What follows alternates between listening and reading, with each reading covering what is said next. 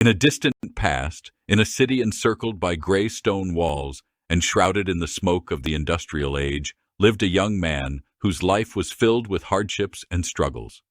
Born into a family of simple laborers, he harbored a passion for knowledge and a dream of something greater. His father, an honest and hard-working man, perished at work, leaving the family without their primary source of income. Still not fully grown, the young man took on the responsibility for his family, starting to work at the very same factory where his father had lost his life. With each passing day, he sank deeper into the routine of factory life, but his spirit remained unbreakable. He used every spare moment to learn, reading everything he could about business, politics, and philosophy. His mind brimmed with ideas, and his heart burned with the desire to create something of his own. Over time, he transformed from a youth into a strong, wise man whose eyes reflected all the trials he had overcome. He climbed the career ladder in the factory, but his ambitions stretched far beyond those gray walls. One day, he decided to take a risk and invested all his savings into an old, dilapidated warehouse near the factory. He envisioned turning it into a thriving business. His first venture was a modest trading company. He started small, importing goods from distant lands and exporting local products. His business acumen, charm, and integrity quickly earned him a reputation among traders and sailors. His company grew, and with it, his wealth and influence. As his empire expanded, he began to mingle with the city's elite, attended lavish balls, and was even invited to dinners at the mayor's residence. Yet, despite his new status, he remained humble and didn't forget those who had helped him along the way. One evening, at a grand ball hosted by the city's most influential merchant, he found himself in a heated debate with a group of wealthy industrialists. They laughed at his ideas for fair labor practices and safer working conditions, dismissing them as naive and impractical. But he was unwavering in his belief that a business's success should not come at the expense of its workers' well-being. News of his stance spread, and while some criticized him, many more were inspired by his integrity. Among them was a young woman, the daughter of a factory owner, who was drawn to his passion and commitment to fairness. They fell in love, their bond deepening over shared values and a common vision for the future. However, their happiness was short-lived. A devastating fire swept through one of his warehouses, destroying a significant portion of his inventory and threatening to ruin him. The fire was later discovered to be the work of a rival businessman, jealous of his success and envious of his moral compass. In the wake of the disaster, he found himself at a crossroads. He could either seek revenge, letting bitterness consume him, or he could rise above, using this setback as an opportunity to rebuild and grow stronger. He chose the latter, driven by his love and the dream of a business that truly made a difference. Together with his beloved, he rebuilt his empire, this time with an even greater focus on ethical practices. He implemented safer working conditions, fair wages, and even provided housing and education for his employees and their families. His story spread, inspiring other business owners to follow suit. Years later, as he lay on his deathbed, surrounded by his loving family and a city that had prospered under his guidance, he looked back on his life with no regrets. He had built an empire, yes, but more importantly, he had built a legacy of respect, fairness, and kindness. He had proven that true success is not measured in wealth or power, but in the lives touched and improved along the way. And so, the man who once worked at the factory left behind a city, forever changed by his vision, a testament to the power of integrity, the importance of respect, and the true meaning of success. His story continues to inspire, a beacon of hope and possibility, reminding us all that no matter where we come from, we have the power to shape our own destinies and create a better world.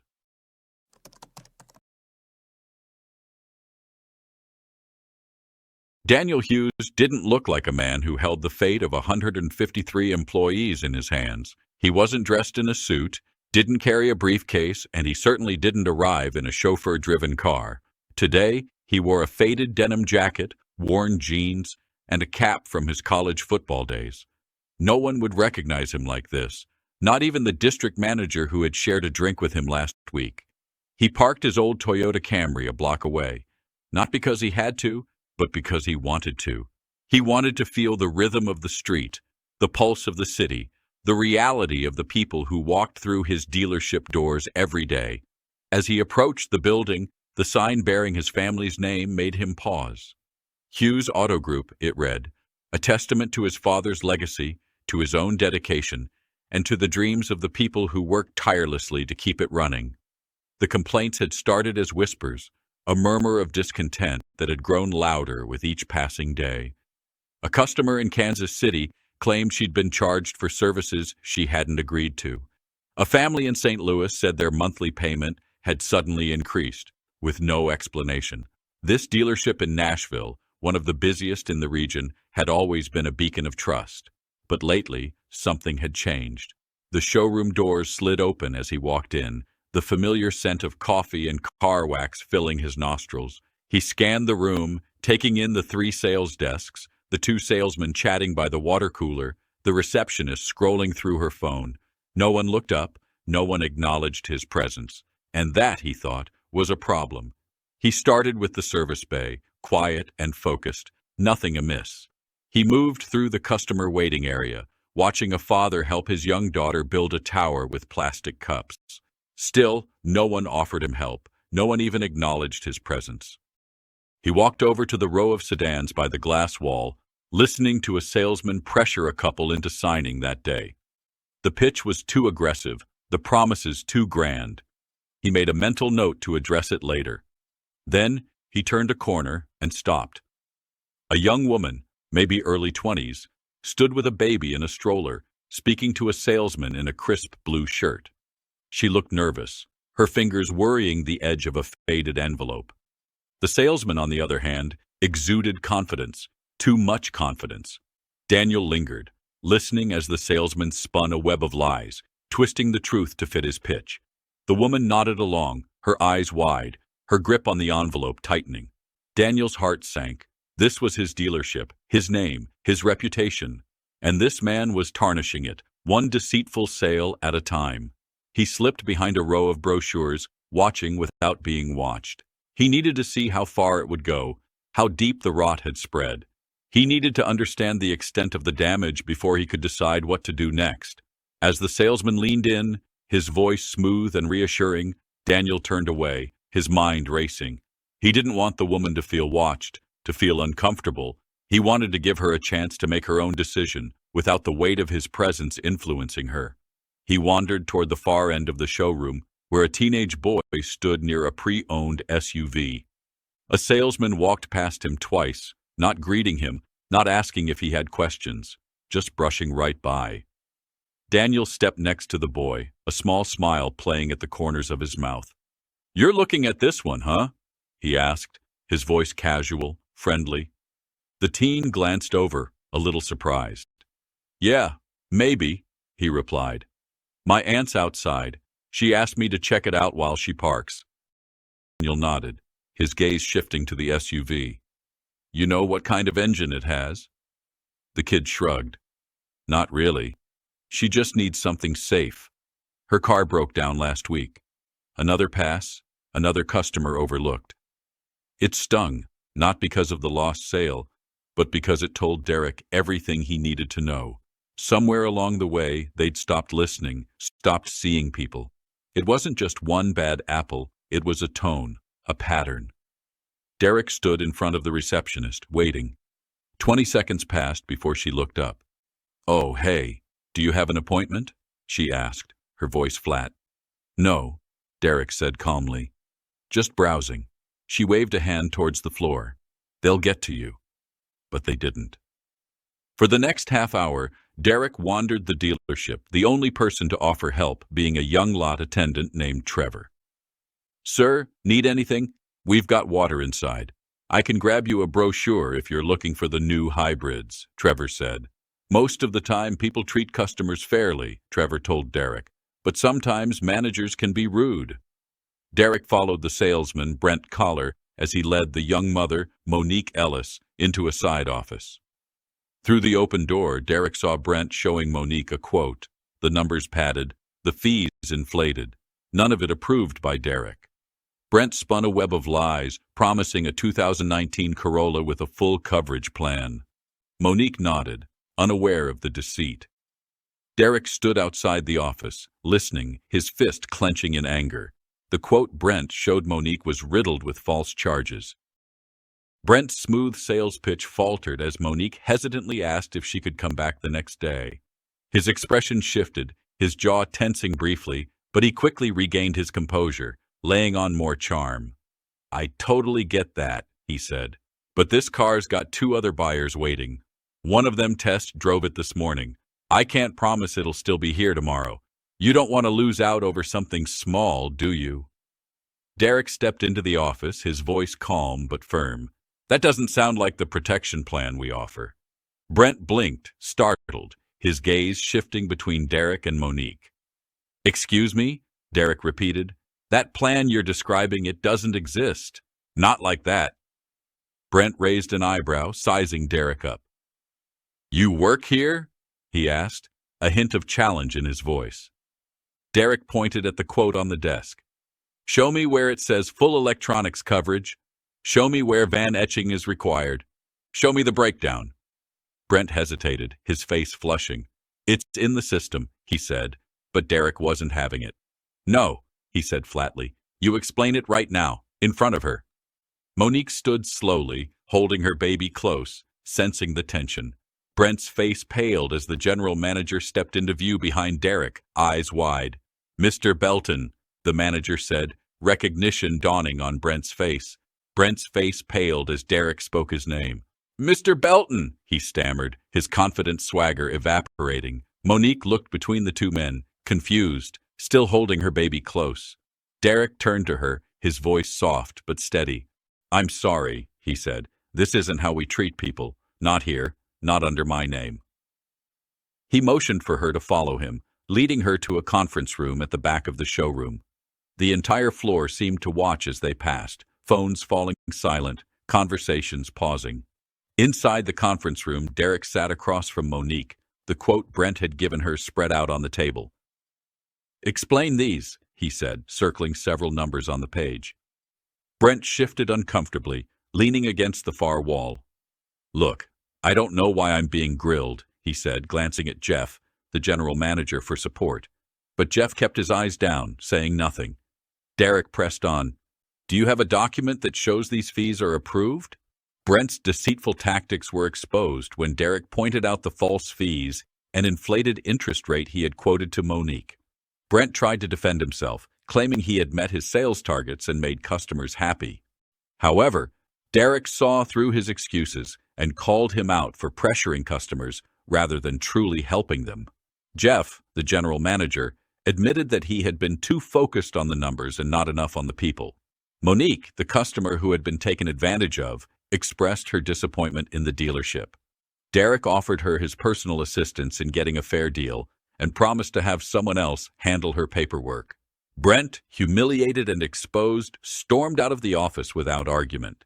Derrick then turned to Jeff, ready to continue their conversation about the dealership's culture and future. Conversations resumed, hushed and guilty, as Derrick and Monique made their way to the reception desk. Derrick addressed the receptionist, who claimed not to remember greeting Monique earlier.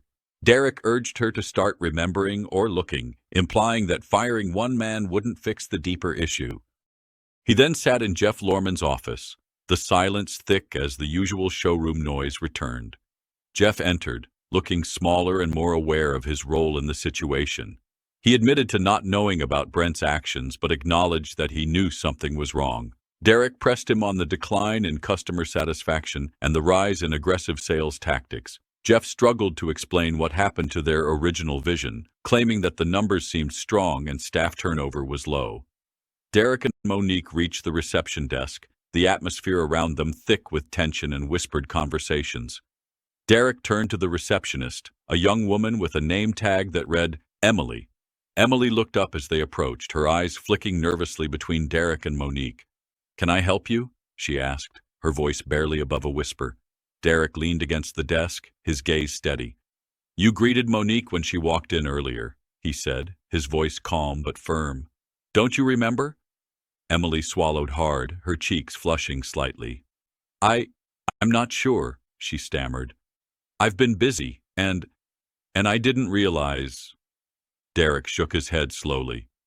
Start remembering, he said, his voice gentle but firm. Or start looking, because this isn't just about one salesman. This is about a culture that lets things like this happen. And that culture starts with you. Monique stood silently beside him, her arms crossed over her chest, her eyes fixed on Emily. The receptionist looked down, her fingers fidgeting with the pen in her hand. Derrick continued, firing one man won't fix what's broken here. We need to change the way we do things, the way we treat our customers, the way we treat each other, because if we don't, this place will rot from the inside. He turned and walked towards Jeff Lorman's office, leaving Emily looking anxious and guilty. As he entered the office, the usual showroom noise seemed to fade, replaced by a thick, heavy silence. Jeff sat behind his desk, his face pale, his eyes fixed on the papers in front of him. Derrick sat down in the chair across from him, his gaze steady. I think we need to talk, Jeff, he said, his voice calm but serious. About what happened today, and about what's been happening here for a while now. Jeff looked up, his eyes meeting Derrick's. I didn't know, Derrick, he said quietly. I didn't know Brent was doing all that. I swear I didn't. Derrick leaned forward, his elbows on the desk. But you knew something was wrong, Jeff. You knew complaints were rising. You knew deals were getting more aggressive. You knew customer satisfaction scores dropped last quarter. And you blamed it on surveys. Why? Jeff sighed, running a hand through his hair. I don't know, Derrick.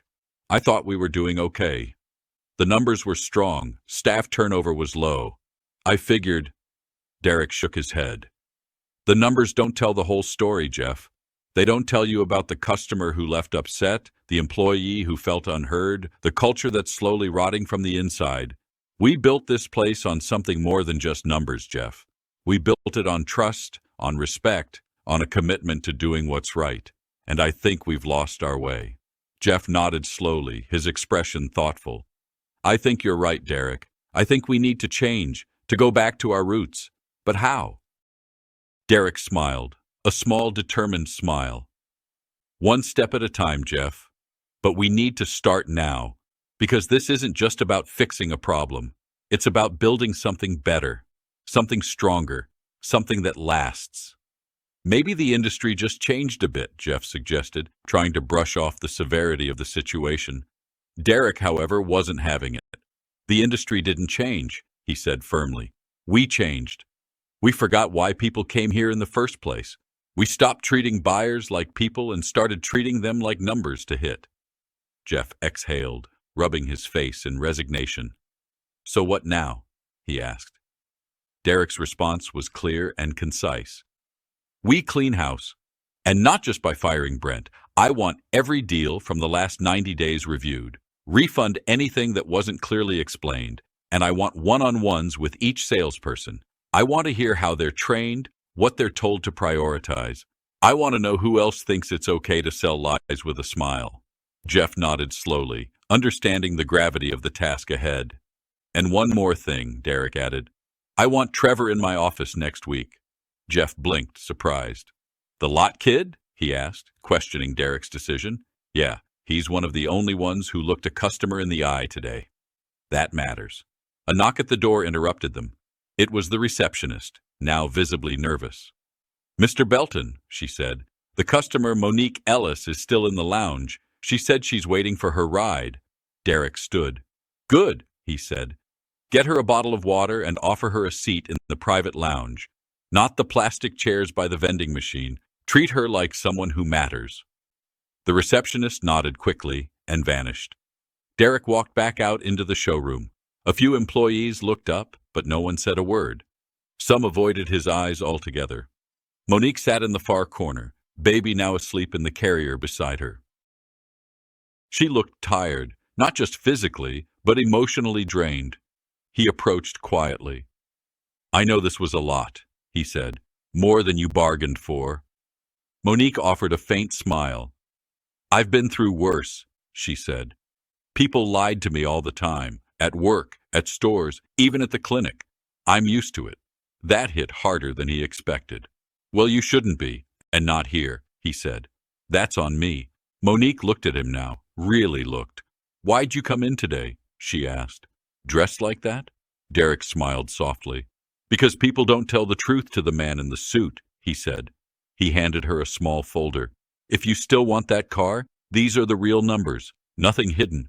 I had our finance manager run it personally, and we added a year of service maintenance free of charge. Her brows raised. Why? She asked. Because someone has to remind this place what it stands for. A few minutes later, her ride pulled up. A silver hatchback with a missing hubcap. Her sister waved from the driver's seat. Monique stood, adjusted the carrier, and looked back at Derrick. Don't let them ruin what you built, she said. I won't, he replied. She walked out without looking back. But it wasn't just Monique's trust that needed rebuilding. It was the trust of everyone who ever stepped through those doors. Derrick returned 3 days later. This time, no disguise, no cap, no jeans. He wore a tailored navy suit and walked in through the front doors like he owned the place, because he did. But this wasn't a power move. It was accountability. The entire staff had been notified that morning. Meetings were cleared. Phones rerouted to voicemail. The dealership was still open, but no sales would happen before 11 a.m. Derrick had scheduled an all-hands meeting, and everyone showed up, even those who worked part-time shifts. They gathered in the break room, crammed together between vending machines and worn-out chairs. Some leaned against the walls. Trevor stood in the back, arms crossed, but listening. Jeff sat near the front, notebook open, but untouched. Derrick stood before them. No microphone, no podium, just his voice.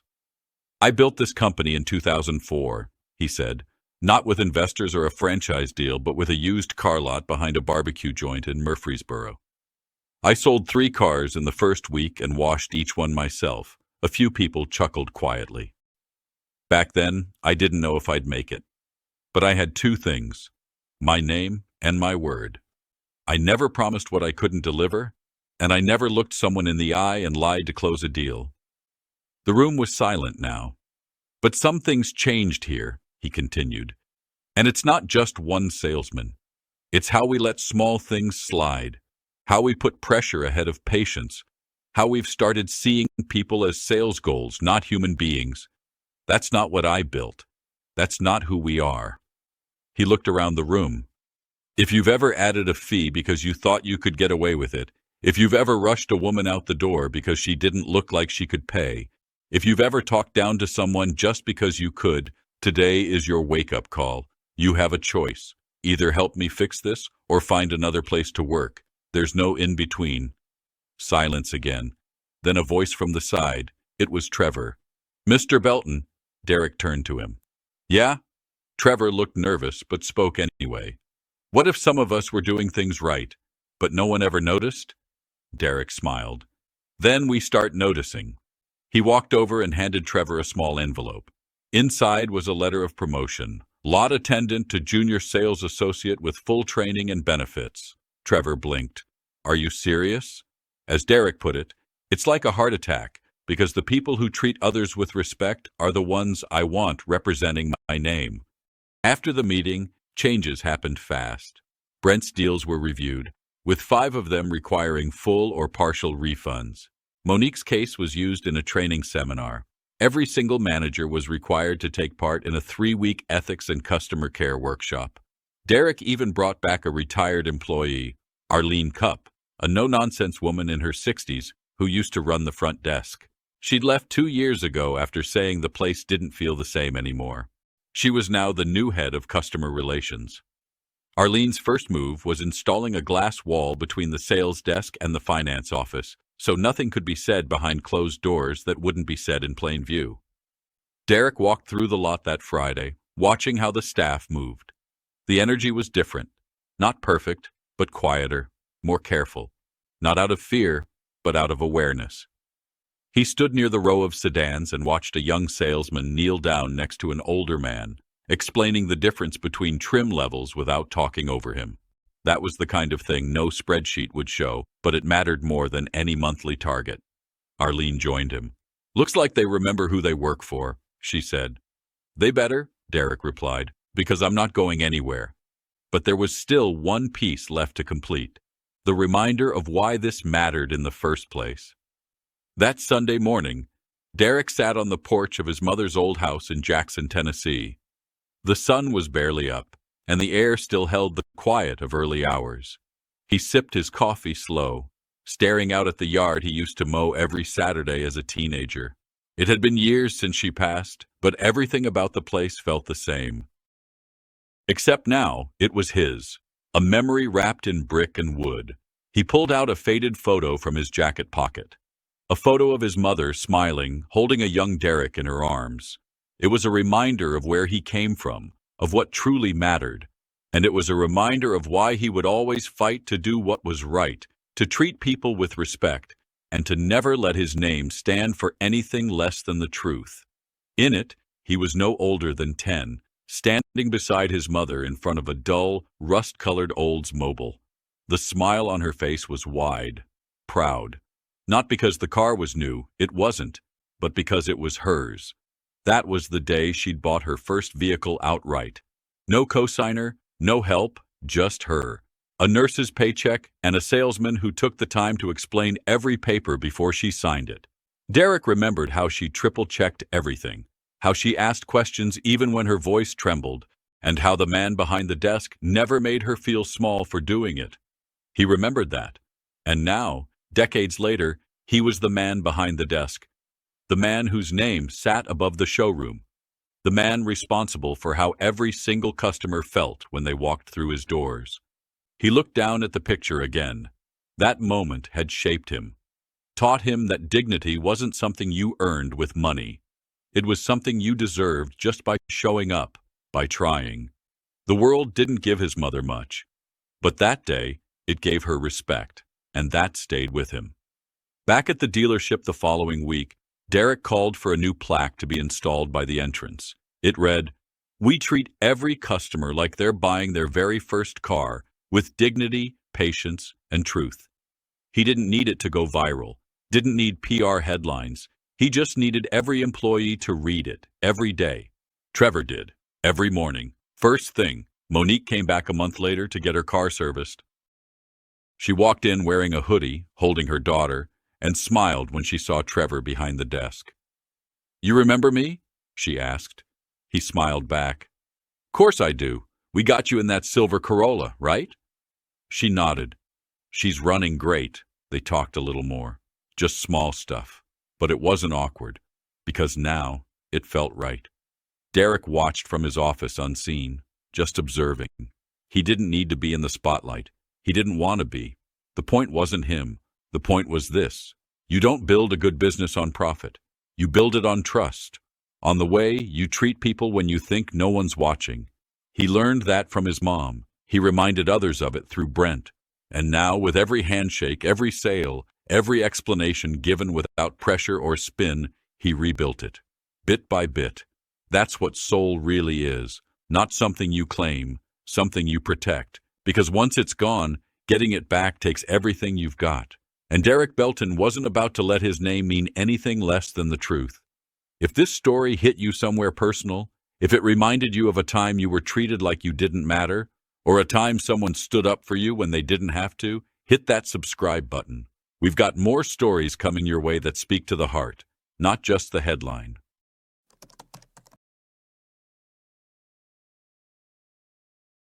As the sun dipped below the horizon, casting a warm glow over the city, the man who had once known only the grimy, smoke-filled streets of the factory district drew his final breath. His life, a testament to the power of resilience, integrity, and vision, had left an indelible mark on the city and its people. His story, whispered in the bustling markets and echoed in the hushed halls of power, served as a reminder that success is not a destination, but a journey. It is not measured by the zeros in one's bank account or the size of one's empire, but by the lives touched, the hearts inspired, and the souls uplifted along the way. He had shown that respect is not a mere word, but an action that must be lived every day. It is in the kind words spoken to the weary, the helping hand offered to the fallen, and the listening ear given to the voiceless. Dignity, too, is not inherent, but bestowed upon others through our words and deeds. It is in the recognition of another's worth, the validation of their struggles, and the celebration of their victories. Honesty, he had proven, is the bedrock of trust. It is the foundation upon which lasting relationships are built, whether they be personal or professional. It is the courage to speak truth to power, the humility to admit one's mistakes, and the integrity to stand by one's convictions, even in the face of adversity. Taking responsibility, he had demonstrated, is not a sign of weakness, but of strength. It is the willingness to acknowledge one's role in both triumph and tragedy, to learn from the past, and to strive for a better future. It is the recognition that our actions have consequences, and that we must be accountable for them, not only to ourselves, but to those we have affected. His vision, far-reaching and compassionate, had inspired not just his own growth, but that of the entire city. It had shown that progress is not a zero-sum game, that one's gain need not be another's loss, that when we lift up others, we lift up ourselves. As the city slept, the echoes of his story whispered through the streets, a gentle reminder that there is more to life than just the bottom line.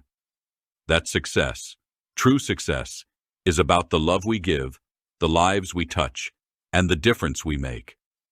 And so, the man who had once been a humble factory worker left behind a legacy that transcended wealth and power. His story, a beacon of hope and possibility, continues to inspire, a testament to the power of integrity, the importance of respect, and the true meaning of success.